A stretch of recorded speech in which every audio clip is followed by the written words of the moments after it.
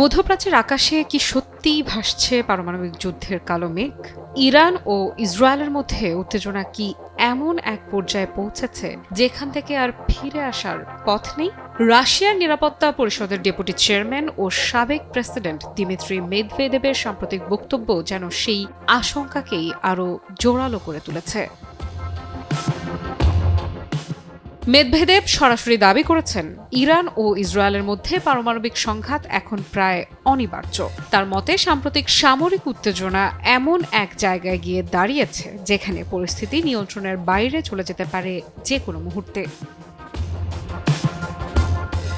মেদভেদেবের অভিযোগ, যুক্তরাষ্ট্র ও ইসরায়েলের পদক্ষেপই এই সংকটকে আরও তীব্র করে তুলেছে।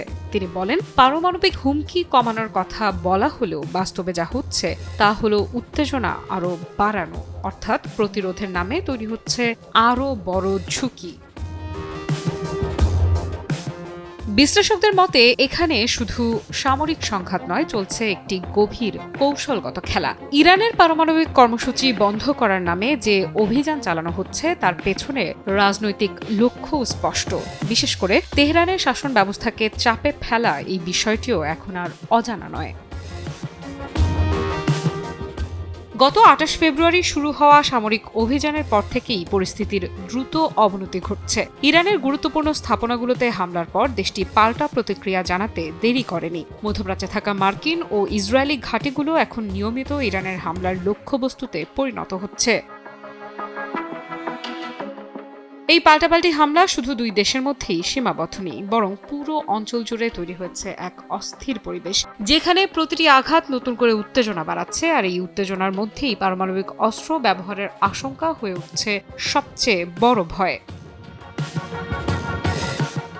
মেদভেদেব সতর্ক করে বলেছেন, বর্তমান পরিস্থিতি শক্তির ভারসাম্যকে অত্যন্ত ভঙ্গুর করে তুলেছে। এক পক্ষের ভুল সিদ্ধান্ত কিংবা ভুল হিসেব পুরো অঞ্চলকে ঠেলে দিতে পারে ভয়াবহ বিপর্যয়ের দিকে। কি বুঝলেন ভাই? অনলি যেটাই চাই।